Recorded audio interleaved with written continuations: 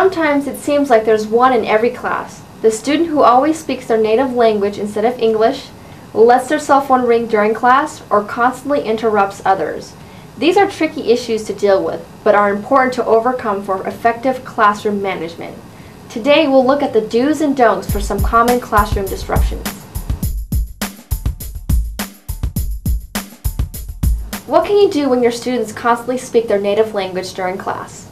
Our first reaction might be to say shh or no Spanish in a firm tone, but if you're teaching adults, this can be patronizing and make your students resent you. A better approach is to call on students as soon as you hear them. Not only does this get them to stop, but it also puts them on the spot because they weren't paying attention. If you do this enough, students will be forced to pay attention because they know you could call on them at any time. Hi Jen, can you give me an example of the word adventurous? Sí, adventurous. No Spanish. Sorry. Can you give me an example of the word adventurous? Yes. I'm an adventurous person. Very good.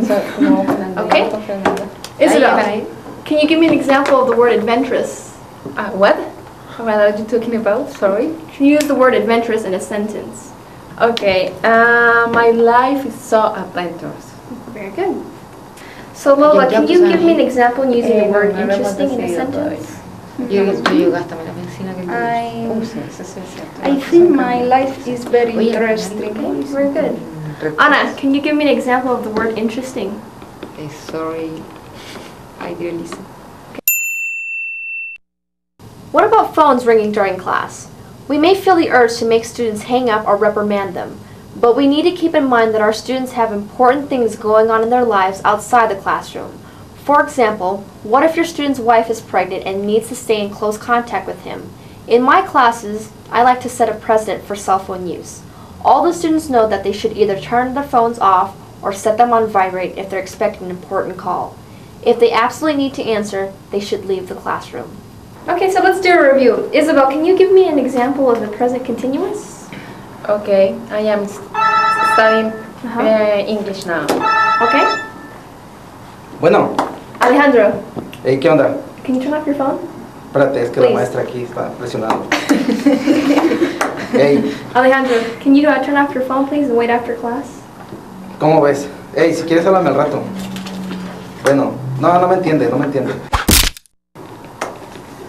Okay, everyone, let's start class. Does everyone have their phone off or on vibrate? Yes. Yes. Okay, very good. So let's review. Anna, can you give me number one about what we reviewed yesterday about the present continuous? Yes, I am studying English here now. Very good. Okay. Eve, can you give me another example of the present continuous? I'm reading a book. Very good. Okay, and Lola, can you give me another example? And then there are the students who seem to constantly interrupt others. Again, our first instinct might be to stop them and admonish them, but that will probably leave the student feeling like their contribution doesn't matter and they may become discouraged from participating in the future. Instead, you could ask the interrupting student to let the other finish, then come back to them and let them give their example. This way, everyone gets to participate equally. Eve, can you give me an example of the word hilarious in a sentence? Jim Carrey. Like that movie. Reina, please let him finish.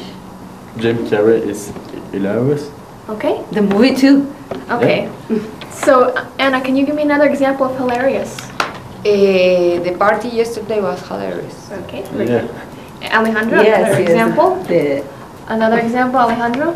I think the Cirque du Soleil, it's hilarious. The show of the Cirque du Soleil is hilarious too. Yes, I agree. Is hilarious. Hoijan, can you give me an example of the word hilarious? Yes. When you say the yesterday. Hold on. Let Hoijan finish and then we'll come back to you, okay? Okay. What were you saying?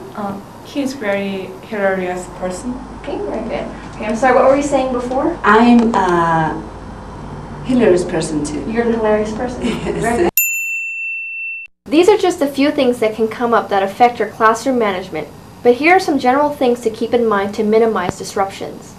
Rather than dealing with disruptions as they happen, try to preempt them.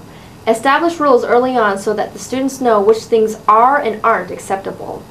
Enforce those rules consistently, but also respect your students' private lives and special circumstances.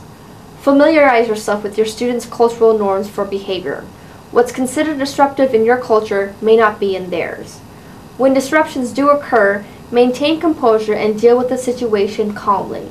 Try not to visibly show you're frustrated, even if you are.